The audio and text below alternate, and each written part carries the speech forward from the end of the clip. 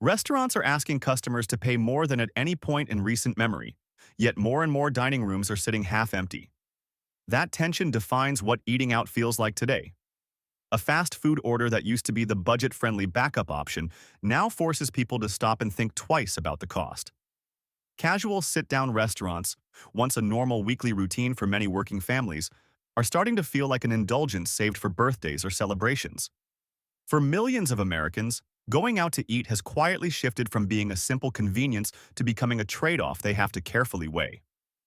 For a long time, higher menu prices were explained away first by inflation, then by staffing shortages, and later by broken supply chains. But even as inflation numbers in the headlines have eased, restaurant prices have barely budged. The sticker shock people feel when they open a menu today is very real. The data backs it up, showing that food away from home prices have risen far beyond what diners anticipated and, in many cases, beyond what their paychecks can comfortably handle. This video isn't about pointing fingers at servers, kitchen staff, or independent owners who are simply trying to stay afloat. And it's not about romanticizing a flawless past that never truly existed. Instead, it's about unpacking how an industry once defined by affordability, speed, and reliability slowly walked away from those values. Not by chance, but through deliberate choices. Behind the empty booths and higher bills lies a much deeper structural issue. Corporate consolidation reduced real competition. Financial pressure was pushed down onto workers and passed along to customers. Over time, the restaurant business quietly evolved from a service-driven industry into a financial machine engineered around margin optimization and shareholder returns. By the end of this video, you'll see why restaurants feel deserted, why prices keep climbing regardless, and why the real problem reaches far beyond inflation alone. To really grasp why eating out feels so off today, you have to look back at what restaurants in America were originally meant to be. They weren't created as luxury experiences or places to signal status. From the beginning, restaurants, especially in the US, served a practical purpose. They existed to feed a growing working population with meals that were affordable, quick, and consistent. While France often gets credit for introducing the idea of restaurants as a la carte dining experiences, American food culture took a very different path. As cities grew and industrial work became more demanding, elegance took a backseat to efficiency. The mission was straightforward: serve people fast, do it the same way every time, and keep prices within reach of everyday budgets. That mindset is what gave rise to fast food. Early chains weren't praised because they were cheap in the sense of cutting corners or sacrificing quality. They were admired because they offered dependable value at massive scale. McDonald's, for example, became a household name by showing that a family of 4 could be fed in under a minute for less than $1. That promise wasn't about treating yourself. It was about trust and predictability. Customers knew what the food would be, how long it would take, and what it would cost. And for working families, that reliability mattered. In that early system, affordability wasn't a clever marketing angle. It was the core of the business model. Prices were set around what customers could realistically afford, not around squeezing every possible dollar out of a single visit. Restaurants grew by serving more people, not by charging each person more. That approach also allowed local diners, family-run restaurants, and neighborhood cafes to flourish. Eating out wasn't seen as a luxury. It was woven into daily routines and community life. But that entire model rested on something surprisingly delicate: restraint. That model only worked as long as businesses were willing to favor long-term customer trust over short-term profit. As the restaurant industry grew bigger, more corporate, and increasingly driven by financial metrics, that discipline slowly eroded. The value menu was never meant to be a marketing trick or a temporary hook. It was simply an extension of the industry's original promise to be accessible and dependable. As fast food chains expanded throughout the 1960s and 1970s, they uncovered a powerful insight. Cutting prices didn't just bring people through the door, it shaped habits. When customers knew they could eat quickly, cheaply, and without any unpleasant surprises, restaurants stopped being an occasional treat and became part of everyday life. A classic example is the Egg McMuffin.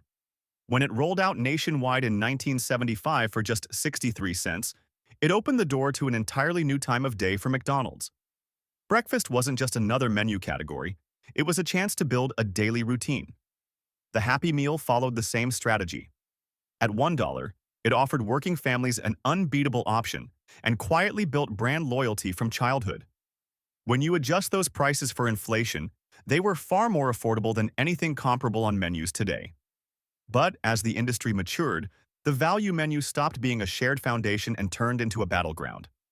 During the 1980s and 1990s, chains like McDonald's, Burger King, and Wendy's competed aggressively to offer the lowest prices possible. On the surface, it looked like a win for consumers. Beneath that, the math began to fall apart. Profit margins shrank, labor budgets were cut, and food quality slowly slipped. What started as a focus on value gradually morphed into a race to deliver the cheapest product at any cost.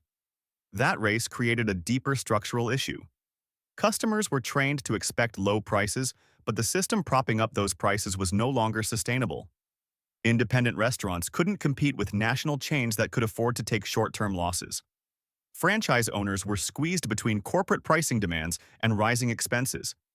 And to keep the illusion of affordability alive, the industry increasingly leaned on understaffed kitchens and underpaid workers. By the early 2000s, the fallout could no longer be ignored.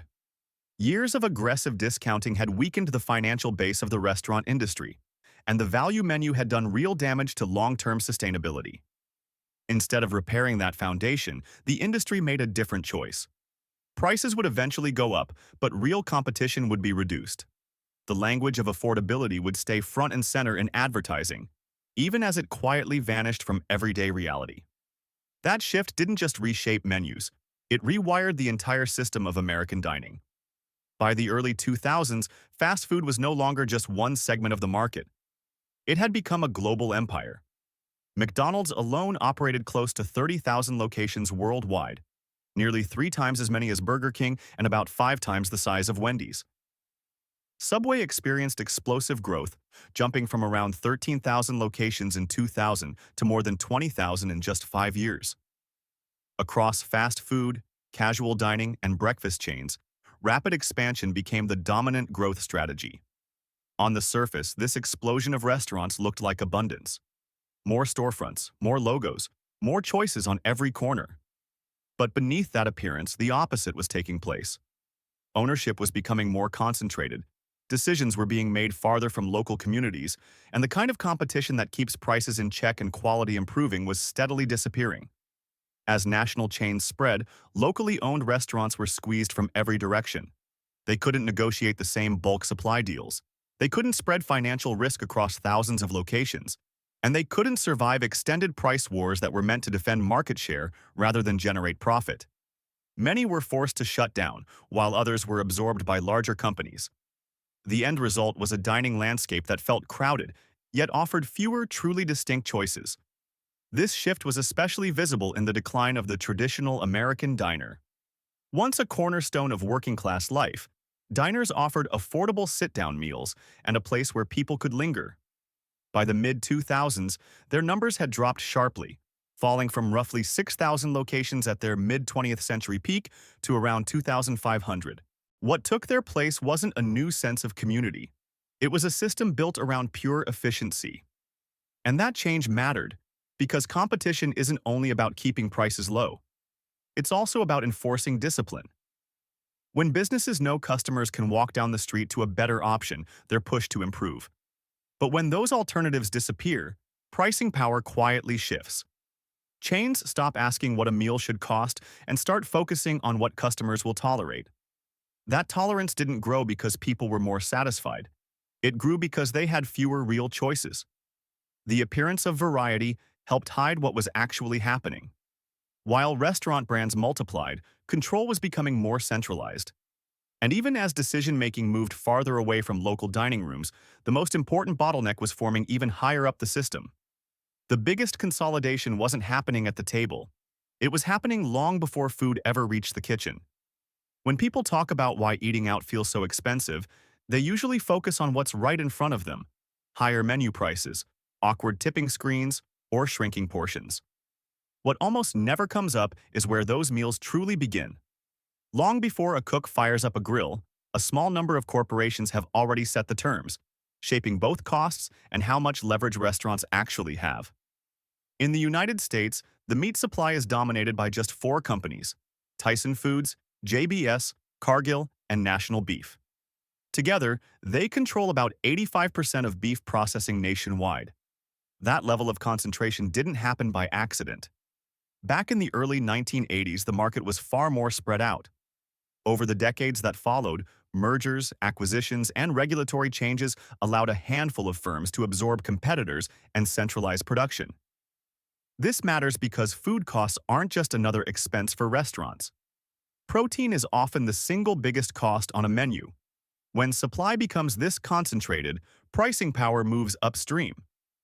Restaurants stop negotiating in a competitive market and instead become price takers.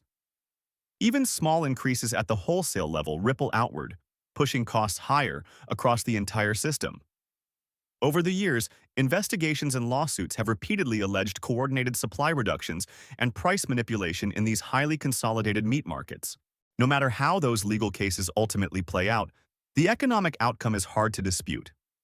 When a small number of companies control production, supply becomes less adaptable and prices stop responding easily to downward pressure. Restaurants, especially small independent ones, are left with few options. To stay in business, they raise menu prices not out of greed, but out of necessity. The pressure doesn't end at the restaurant level. Farmers are caught in the squeeze from the opposite direction. Data from the U.S. Department of Agriculture shows just how severe this shift has been. In the early 1990s, there were well over 200,000 hog farms in the United States. By 2009, that number had fallen to around 71,000. As smaller producers disappeared, large-scale factory farming took over, emphasizing efficiency and volume while sacrificing resilience and, often, quality. The result is a system that looks efficient on paper but is structurally fragile. Food may be produced cheaply under ideal conditions, but that efficiency comes at the expense of flexibility, competition, and transparency.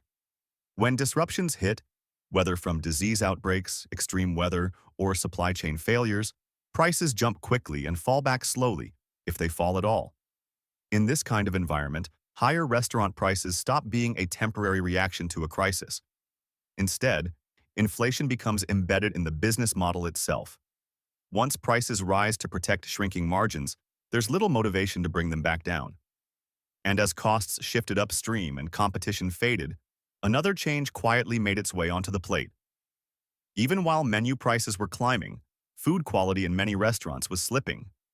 At first, this decline wasn't easy to spot. Portions appeared unchanged. Packaging looked more polished. Marketing grew more refined. But nutritionally and structurally, meals were becoming more processed, more calorie-dense, and far less transparent. A 2018 study comparing chain restaurant meals in the United States and the United Kingdom found that over 95% of menu items exceeded recommended limits in at least one category, such as sodium, saturated fat, or sugar. Kids' meals raised some of the biggest red flags in both countries. The vast majority failed to meet even basic nutritional standards, and these weren't special occasion treats or desserts. They were regular menu items, sold as everyday food for children. That drop in quality wasn't random or accidental. Highly consolidated supply chains are designed to prioritize uniformity and long shelf life, not freshness. Processed ingredients, fillers, and pre-assembled components cut labor costs and reduce waste, but they also push food further away from what customers believe they're paying for. When nearly every major chain depends on the same industrial suppliers, meaningful differentiation disappears, even as prices continue to climb. What makes this shift especially aggravating is the timing. Consumers are paying record-high prices to eat out, yet the food they're getting is often more processed than at any point in the past. Ingredient lists get longer. Nutritional value drops. Transparency becomes harder to come by.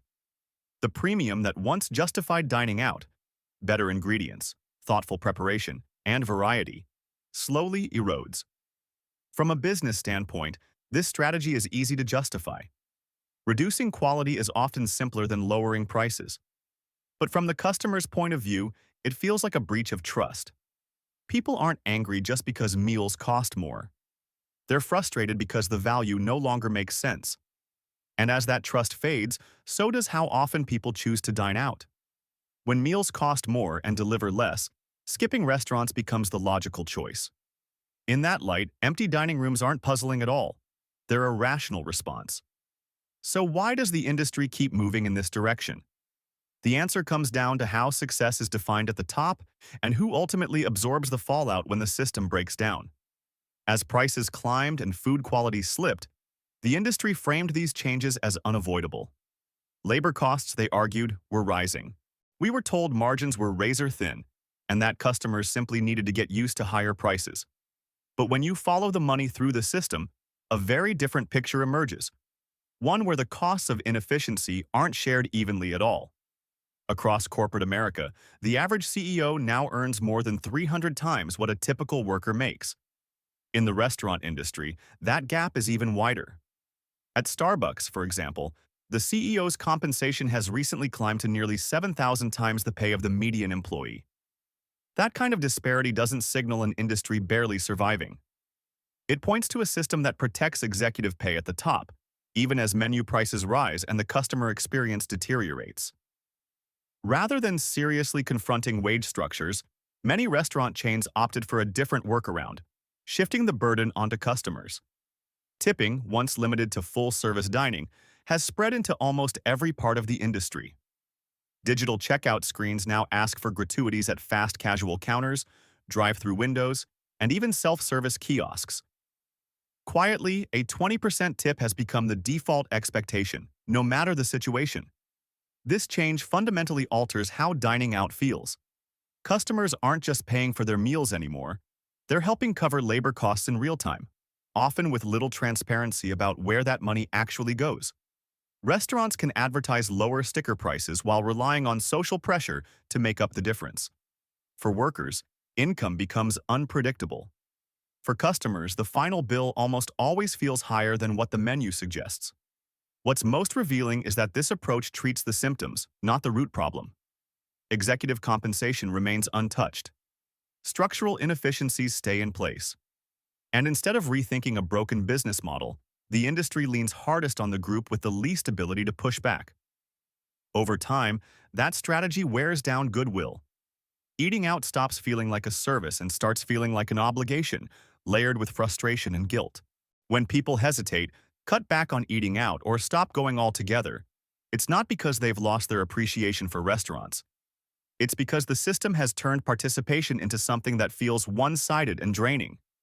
That feeling goes a long way toward explaining why so many dining rooms sit half-empty, even as prices continue to climb. Restaurants aren't struggling because people no longer enjoy food or socializing. They're struggling because the numbers no longer add up.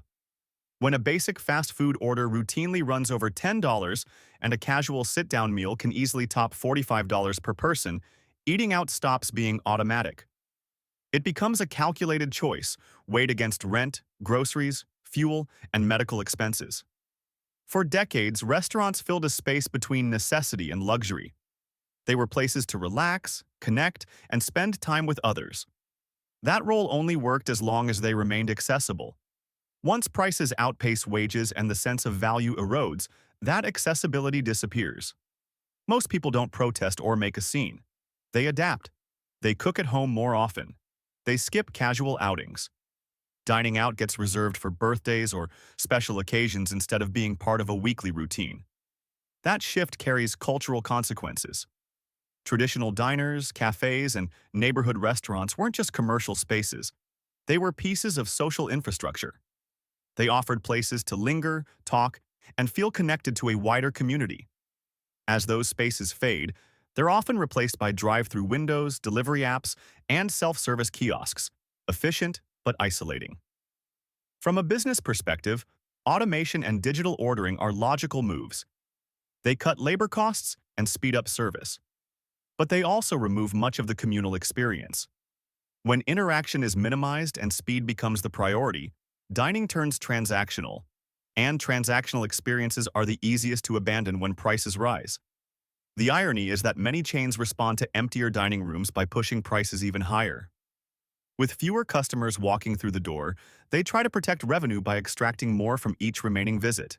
This kind of short-term thinking only speeds up the very cycle it's meant to fix.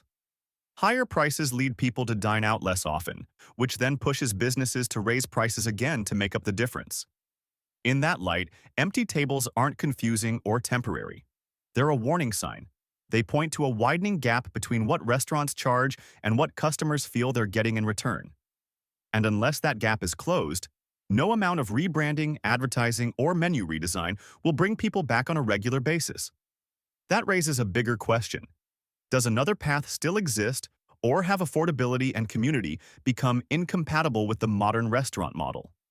Despite all the structural forces reshaping the industry, not every restaurant has chosen the same approach. A small group continues to operate on a different set of priorities, placing long-term trust ahead of short-term extraction. These businesses aren't shielded from rising costs or supply chain disruptions. The difference lies in how they respond. Instead of starting with the question, "What's the highest price the market will tolerate?" they ask something else entirely. What price allows the greatest number of people to eat here regularly? That perspective comes with trade-offs. Profit margins are slimmer. Expansion happens more slowly. Executive pay is kept in check. Growth comes from serving more customers over time, not from maximizing revenue on each individual visit. In practice, this often means choosing stability over rapid returns. Ingredients are selected carefully, even when cheaper substitutes are available. Workers are treated as a long-term investment rather than an expense to be cut. Price increases happen cautiously and transparently, not opportunistically. The aim isn't market domination, it's durability. What's important to recognize is that this approach isn't inefficient. It simply clashes with the logic of Wall Street. Public markets reward fast growth, aggressive scaling, and constant margin expansion. Businesses that choose restraint struggle to attract outside investment because their success can't be easily packaged, scaled, or financialized. As a result, restaurants that operate this way remain the exception rather than the rule. They survive not through rapid expansion or aggressive pricing, but through community support, repeat customers, and a shared sense of fairness. When people feel respected instead of squeezed, they come back. Not because the prices are rock bottom, but because the relationship feels balanced and honest.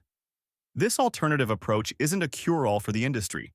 It can't undo decades of consolidation or repair deeply broken supply chains on its own. But it proves something important. The current state of dining isn't inevitable. It's the outcome of decisions. And decisions, even structural ones, can be revisited. What's unfolding in restaurants goes far beyond what's on the plate. It reflects how everyday life gradually becomes more expensive. Corporate consolidation weakened competition, misaligned incentives, rewarded extraction, and rising restaurant prices turned eating out from a routine habit into a calculated financial choice. Empty dining rooms aren't a puzzle, they're a message. When prices climb faster than value, people pull back. Not because they've stopped caring, but because the system no longer works in their favor. If this breakdown helped clarify what's really going on, consider supporting the businesses that still put people ahead of spreadsheets. And ask yourself, when was the last time eating out truly felt worth it?